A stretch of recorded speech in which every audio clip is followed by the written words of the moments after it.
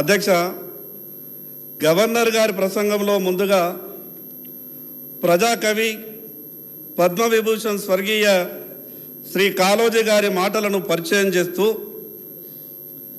Governor గారి ప్రసంగం మొదలుపెట్టినటువంటి తీరు చాలా సంతోషం అనిపించింది. అధ్యక్ష, అధికారం ఉన్నదని హద్దు పద్దు లేక అన్యాయ మార్గాల నార్జింపబూనిన, అధికారం ఉన్నదని హద్దు పద్దు లేక అన్యాయ మార్గాల నార్జింపబూనిన, అచ్చి వచ్చే రోజులు అంతమైనాయి, అచ్చి వచ్చే రోజులు అంతమైనాయి. అది 2 నెలల క్రితమే ఆ ప్రక్రియ జరిగింది. కాంగ్రెస్ పార్టీకి అధికారం కూడా వచ్చింది. అధ్యక్ష, నిజంగా ప్రభుత్వం కాళోజీ మాటలను నమ్మి పరిపాలన అహంకారం లేకుండా న్యాయంగా పరిపాలిస్తుందని, ప్రతిపక్షాల సలహాలను సూచనలను తీసుకుంటుందని, మంచి పరిపాలన అందిస్తుందని ఆశిస్తున్నాం. అధ్యక్ష, గవర్నర్ గారి ప్రసంగం అంటేనే కొత్తగా ఏర్పడ్డటువంటి ప్రభుత్వం యొక్క ఆలోచన విధానాన్ని, పరిపాలన చేసే తీరుని, రాష్ట్ర అభివృద్ధి కొలమానం అన్నీ కలిపి రేపు రాష్ట్ర ప్రజల భవిష్యత్తును సూచించేదే గవర్నర్ గారి ప్రసంగం. అధ్యక్ష, ఎన్నికల సమయంలో కాంగ్రెస్ పార్టీ ఇచ్చిన హామీలన్నిటి మీద, వాగ్దానాలు అమలుపరిచే విధానం పైన గవర్నర్ ప్రసంగం ఉంటుందని మేమంతా భావించాం. అధ్యక్ష, కానీ ఎక్కడా కూడా కాంగ్రెస్ పార్టీ ఇచ్చిన హామీలపై కేవలం కొన్ని మట్టుకే ప్రస్తావిస్తూ మిగతా హామీల గురించి ఎక్కడా మాట్లాడకుండా 6 గ్యారంటీలు తప్ప ఈ రాష్ట్రంలో ఏ విషయాలను కూడా మేము పట్టించుకోమనే విధంగా గవర్నర్ గారి ప్రసంగం కొనసాగింది. అధ్యక్ష, కాంగ్రెస్ పార్టీ ప్రభుత్వం అధికారంలోకి వచ్చి దాదాపు 2 నెలలే అయింది. మేము తొందరపడి ప్రభుత్వాన్ని విమర్శించదలుచుకోలేదు.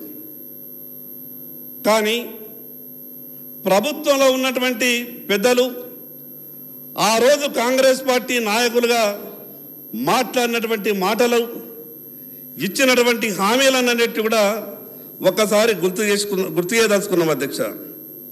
అధ్యక్ష, పార్టీలు లేదా పార్టీల నాయకులు ప్రజలకు హామీలు ఇచ్చినప్పుడు అమలు చేస్తారన్న ఒక ఆశతోనే, మా జీవితాలు బాగుపడతాయన్న ఒక ఆలోచనతోనే పార్టీలకు ఓట్లేసి పార్టీని ప్రభుత్వంగా మార్చి ప్రభుత్వం ఏర్పాటు చేసే అవకాశం పార్టీలకు ఇస్తారు.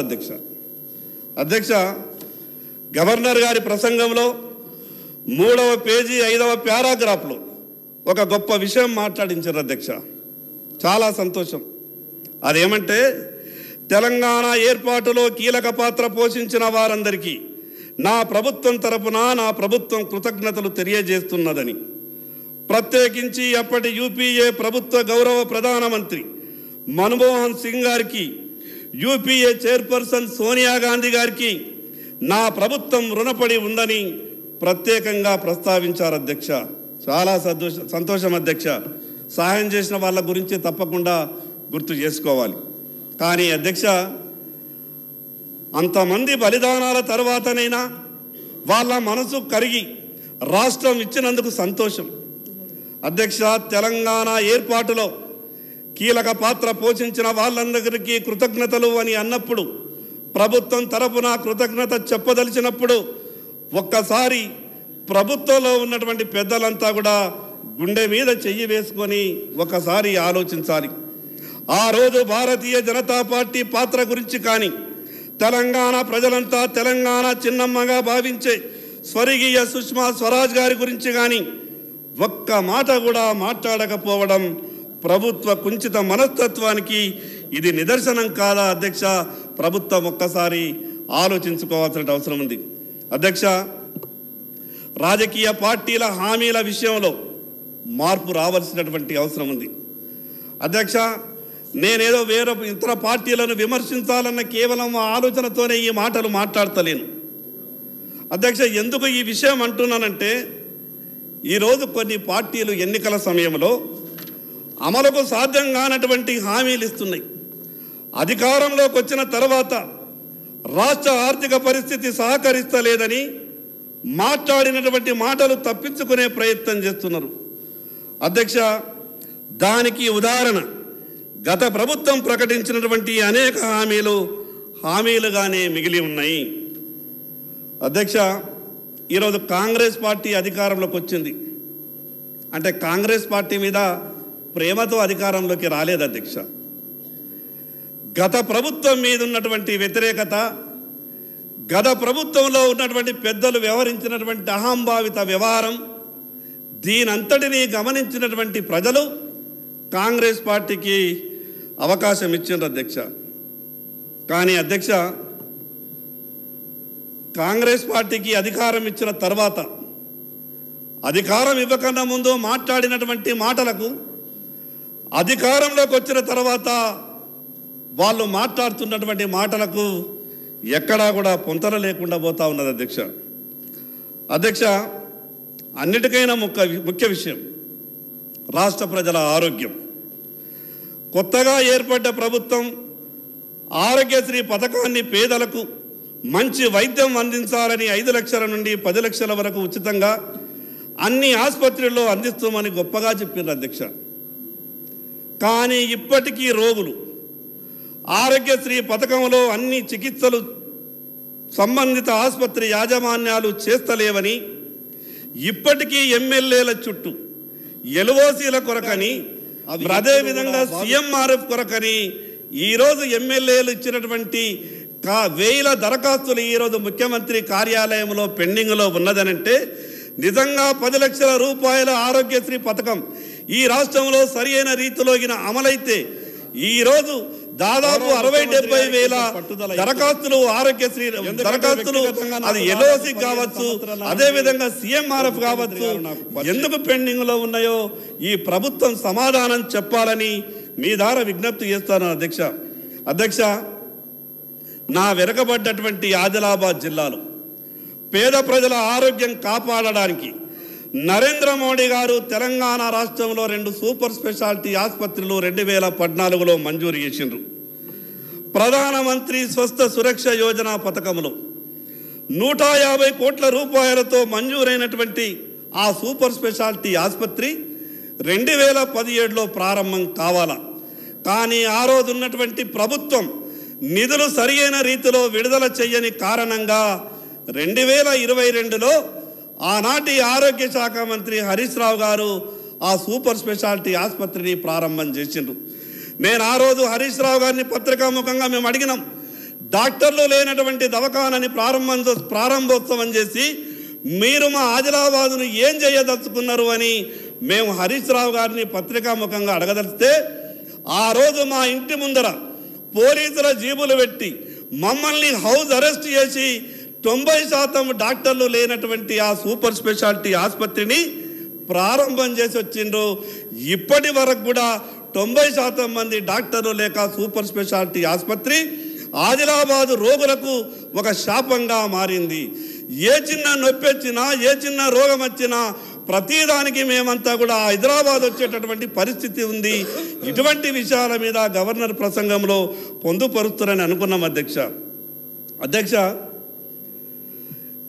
సూపర్ స్పెషాలిటీ ఆసుపత్రి చిన్న కాగితం రాసినాం అధ్యక్ష. మేము కేంద్ర ప్రభుత్వం ఇచ్చినటువంటి ఇంత గొప్ప ఆసుపత్రి, గతంలో ఉన్నటువంటి ప్రభుత్వ బాధ్యత, ఈ ప్రభుత్వం డాక్టర్లను నియమిస్తలేదు, మీరేమైనా చర్యలు తీసుకోండి అని మేము గౌరవ ప్రధానమంత్రి గారికి ఉత్తరం రాస్తే కేంద్ర క్యాబినెట్లో ఈ ఆదిలాబాద్ సూపర్ స్పెషాలిటీ ఆసుపత్రి గురించి చర్చ జరిగింది అధ్యక్ష.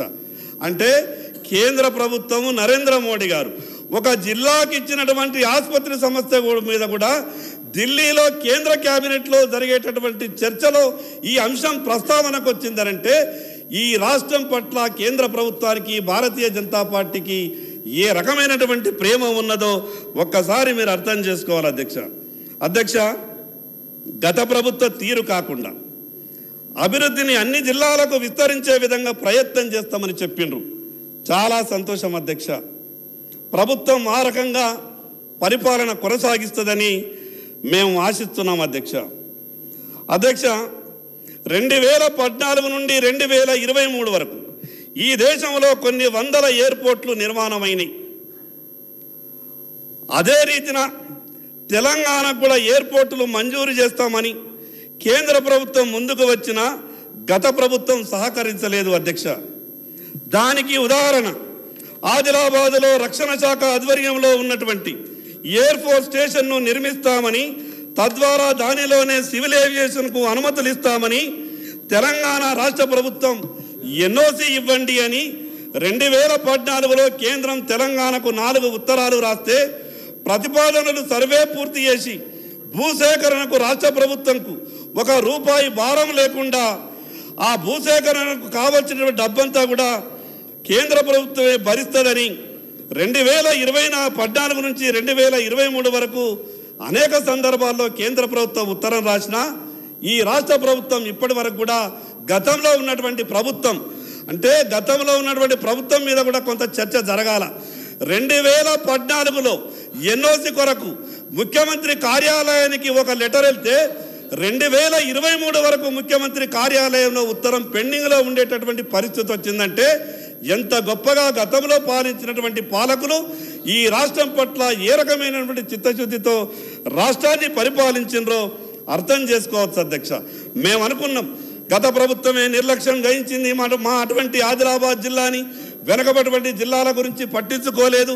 కానీ కొత్తగా వచ్చినటువంటి కాంగ్రెస్ ప్రభుత్వం ఈ విషయాల మీద స్పష్టంగా గవర్నర్ గారి ప్రసంగంలో ఈ విషయాలన్నీ కూడా చేరుస్తారని అనుకున్నాం, కానీ చేర్చలేదు అధ్యక్ష. మీ ద్వారా గౌరవ ముఖ్యమంత్రి గారికి చెప్పదలుచుకున్నాం, వారి ప్రసంగంలోనైనా సరే ఈ విషయాల మీద క్లుప్తంగా చెప్పాలని భారతీయ జనతా పార్టీ తరఫున చెప్పదలుచుకున్నాం అధ్యక్ష. కొత్తగా ఏర్పడినటువంటి ప్రభుత్వం కొన్ని ఇబ్బందులు ఉంటాయి, మేము కాదను, కానీ వాస్తవాలు మాట్లాడుకోవాల్సినటువంటి అవసరం ఉంది. అసలు రాష్ట్ర ఆర్థిక పరిస్థితి గురించి రాష్ట్ర ప్రజలకు గవర్నర్ గారి చేత కొన్ని వాస్తవాలు చెప్పిస్తే బాగుంటుండే అధ్యక్ష. ఈ విషయంపై ప్రభుత్వం ఎప్పుడో ఒకప్పుడు చెప్పాల్సిందే. ఎన్ని రోజులు దాయగలుగుతారు అధ్యక్ష? గతంలో చేసినటువంటి ప్రభుత్వ పాపాలు కావచ్చు, మీకున్నటువంటి ఇబ్బందులు కావచ్చు, ఈ అసెంబ్లీ వేదికగా రాష్ట్ర ప్రజలకు పూర్తిగా సమాచారం ఇవ్వాల్సిందే.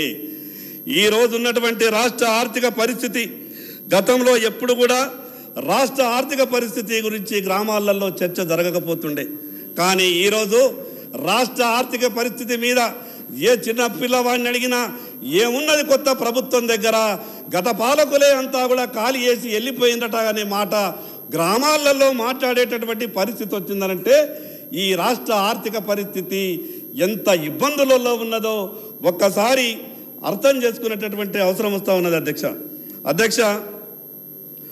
పార్టీ నాయకులుగా ప్రజలకు హామీలు ఇచ్చి అధికారంలోకి వచ్చిండ్రు.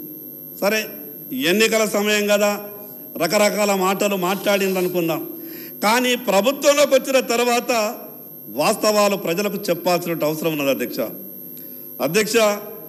గొప్పలకు పోయి కేవలం అప్పుల మీదనే ఆధారపడి మేము రాష్ట్రాన్ని నడిపిస్తామనంటే అప్పులతో నడిచినటువంటి రాష్ట్రాలు కానీ అప్పులతో నడిచినటువంటి దేశాలు కానీ అవి ఎప్పుడు కూడా బాగుపడ్డటువంటి పరిస్థితి లేదు అధ్యక్ష. కొంత ముఖ్యమంత్రి గారిని చూస్తే ముఖ్యమంత్రి గారు చాలా ఉత్సాహంగా ఉన్నారు. సభానాయకులు గౌరవ ముఖ్యమంత్రి గారికి కొంచెం పట్టుదల ఎక్కువై, ఎందుకంటే వ్యక్తిగతంగా నాకు దాదాపు 15 సంవత్సరాల నుండి ముఖ్యమంత్రి గారు నాకు పరిచయం. ఆయన ఏదైనా విషయం మీద పట్టుబడితే కానీ, ఏ విషయం మీదైనా కానీ కొంత ఆలోచించే అవసరం అనుకుంటే కానీ కొంత మొండితనం ఉన్నటువంటి మాట వాస్తవం. కానీ ముఖ్యమంత్రి గారికి ఏదైతే చురుకైనటువంటి ఒక మొండితనం ఉన్నదో, కానీ రాష్ట్ర ఆర్థిక పరిస్థితి ఆ రకంగా లేదు అధ్యక్ష. కానీ రాష్ట్ర ఆర్థిక పరిస్థితి ఆ రకంగా ఉన్నటువంటి పరిస్థితులలో తెలంగాణ రాష్ట్రానికి ఇచ్చినటువంటి కాంగ్రెస్ పార్టీ హామీలు ఏ రకంగా అమలు చేయగలుగుతారో గవర్నర్ గారి నోటి ద్వారా స్పష్టంగా చెప్పితే బాగుంటుండే అధ్యక్ష. రాష్ట్ర ఆర్థిక పరిస్థితి ఈ రకంగా ఉంటే ఎంత ఘోరంగా ఉన్నదనంటే, తెలంగాణ రాష్ట్ర ఆర్థిక పరిస్థితి ప్రతి నెల 1వ తారీఖున ప్రభుత్వ ఉద్యోగులకు జీతాలు ఇవ్వలేనటువంటి పరిస్థితి కొత్తగా వచ్చినటువంటి ప్రభుత్వం వల్ల ఏర్పడింది కాదు. కానీ కొత్తగా ఏర్పడినటువంటి ప్రభుత్వంలోకి వచ్చినటువంటి మొదటి నెలలో మేము 1వ తారీఖు నాడు జీతాలు ఇచ్చేసినాం కదా, అంతకన్నా ఎక్కువ మీకేం కావాలనే విధంగా కాంగ్రెస్ పార్టీ మాట్లాడే ప్రయత్నం చేస్తే, ఈ రాష్ట్రంలో కాంగ్రెస్ పార్టీకి అధికారం ఇచ్చింది ప్రజలు కేవలం ప్రభుత్వ ఉద్యోగులకు మొదటి నెల జీతాలు ఇవ్వతందుకే కాదు, మీరు ఇచ్చినటువంటి అన్ని హామీలు నిలబెడతారని, గతంలో టీఆర్ఎస్ పార్టీ చేసినటువంటి తీరు పరిపాలనను చెయ్యరని మీకు అధికారం ఇచ్చిన తప్పితే మేమేదో మొదటి తారీఖు నాడు ప్రభుత్వ ఉద్యోగులకు జీతాలు ఇస్తున్నాం కదా, ఇంతకన్నా గొప్పగా మేమేం చేయగలుగుతామనే విధంగా మీరు మాట్లాడితే ప్రజలు కాంగ్రెస్ పార్టీని క్షమించరు అధ్యక్ష. ప్రభుత్వంలో ఉన్నటువంటి పెద్దలు మాట్లాడినట్టుగానే గవర్నర్ గారి ప్రసంగంలో 6 గ్యారంటీల గురించి చెప్పడం జరిగింది. నాకు ఒక అనుమానం అనిపిస్తున్నది అధ్యక్ష, ఈ 6 గ్యారంటీల గురించే చెప్తున్నారు, మిగతా హామీలకు గ్యారంటీ లేదా? మిగతా హామీలకు ఎవరి గ్యారంటీ ఇవ్వాలి అధ్యక్ష? మేము కేవలం 6 గ్యారంటీలకే గ్యారంటీ ఇస్తున్నాం, మిగతా మా పార్టీ నాయకులు కానీ మా మేనిఫెస్టోలో ఉన్నటువంటి అంశాలు కానీ మాకు సంబంధం లేదనే విధంగా ప్రభుత్వంలోని పెద్దలు మాట్లాడేటటువంటి ప్రయత్నం చేస్తూ ఉన్నారు అధ్యక్ష. నేను అనుకుంటున్నా ఈ 6 గ్యారంటీలు కాకుండా కాంగ్రెస్ పార్టీలు ఇచ్చినటువంటి మేనిఫెస్టోలో ఉన్నటువంటి అన్ని విషయాల మీద గవర్నర్ గారితో స్పష్టంగా చెప్పి ఆ హామీలను ఎప్పటి వరకు అమలు చేయగలుగుతారో ఆ విషయం మీద గవర్నర్ గారి నోటి ద్వారా మాట్లాడిస్తే రాష్ట్ర ప్రజలు సంతోషపడుతుండే అధ్యక్ష. మద్యం ఈ రాష్ట్రంలో ఏరులై పారుతున్నది. గ్రామానికి 10 బెల్ట్ షాపులు ఉన్నాయి, ప్రభుత్వమే నడిపిస్తున్నది. గత ప్రభుత్వం నడిపించింది బెల్ట్ షాపులని, ఈ ప్రభుత్వం నడిపిస్తున్నది. గతంలో ఉన్నటువంటి వాళ్ళు కూడా దానికి బాధ్యులే, ప్రస్తుతం ఉన్నటువంటి ఈ ప్రభుత్వంలో ఉన్నటువంటి పెద్దలు కూడా బాధ్యులే. ఈరోజు పేదల బతుకులు ఈ మద్యం వల్ల గొప్పగా చెప్తారు అధ్యక్ష. ఈ అసెంబ్లీ వేదికగా మేము ఈ రాష్ట్ర ప్రజల ఆరోగ్యం కొరకు వేల కోట్ల రూపాయల ఖర్చు చేస్తున్నామని, ఒక పక్క ఈ రాష్ట్ర ఖజానా నింపుకోవడానికి పేదలకు విత్తలవిడిగా మద్యం దాపి, మరో పక్క మీ జీవితాలను మీ ఆరోగ్యాలను కాపాడుకోవడానికి మేము వేల కోట్ల రూపాయలు బడ్జెట్లో కేటాయింపు చేస్తున్నామనంటే అది మంచి పద్ధతి కాదు అధ్యక్ష. కాంగ్రెస్ పార్టీ గౌరవ సభా నాయకుడు ముఖ్యమంత్రి గారు అనేక సందర్భాల్లో చెప్పిండ్రు, మేము అధికారంలోకి వచ్చిన తర్వాత ఈ రాష్ట్రంలో ఉన్నటువంటి బెల్ట్ షాపులన్నీ కూడా మూసేస్తామని చెప్పిండ్రు.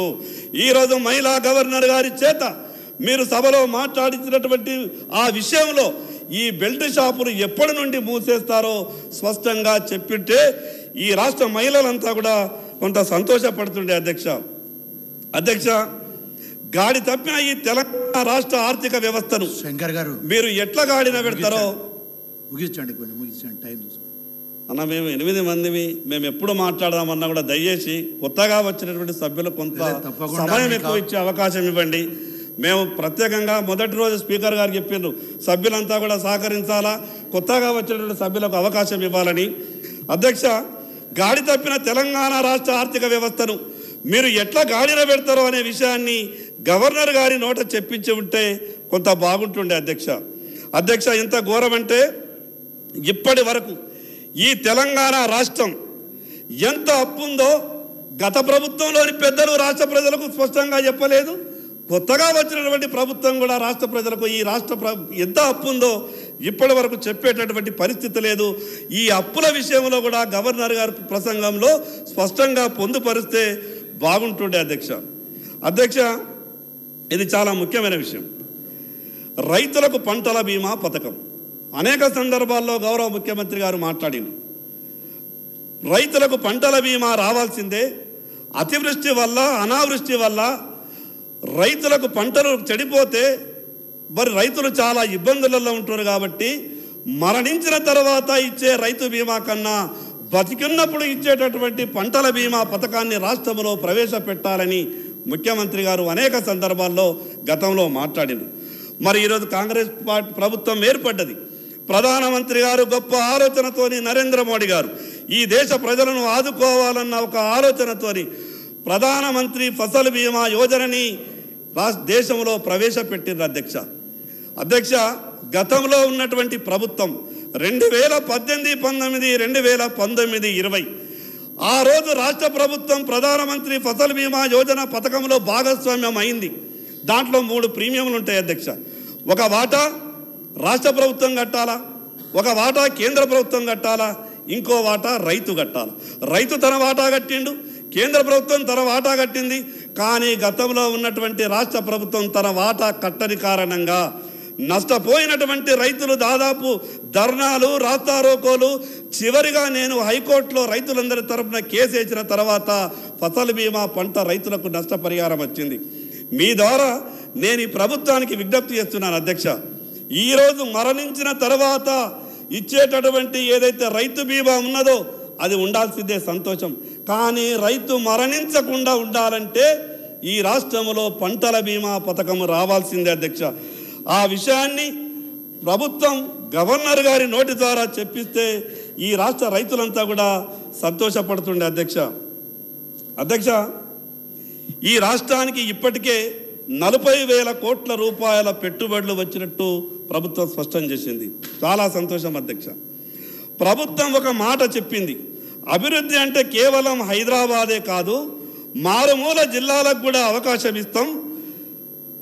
మా వెనుకబడ్డటువంటి ఆదిలాబాద్ జిల్లా కావచ్చు, కొమరంభీం ఆసిఫాబాద్ జిల్లా కావచ్చు, నిర్మల్ కావచ్చు, మంచిర్యాల కావచ్చు, ఇటువంటి వెనుకబడ్డటువంటి జిల్లాలకు కూడా ఉపాధి అవకాశాలు రావాలి. కాబట్టి మేము పెట్టుబడులు ఏ వచ్చినా కూడా ఆ జిల్లాలకు కూడా మేము పెట్టించే ప్రయత్నం చేస్తామని చెప్పారు అధ్యక్ష.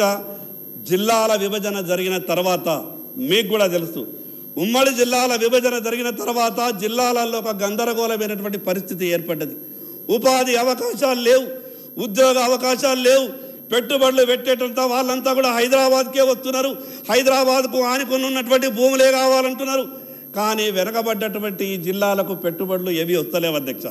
ఈ ప్రభుత్వం బాధ్యత అధ్యక్ష, వెనకబడ్డటువంటి జిల్లాలకు పెట్టుబడి పెట్టించే విధంగా, వెనకబడ్డటువంటి జిల్లాలో పెట్టుబడి పెట్టడానికి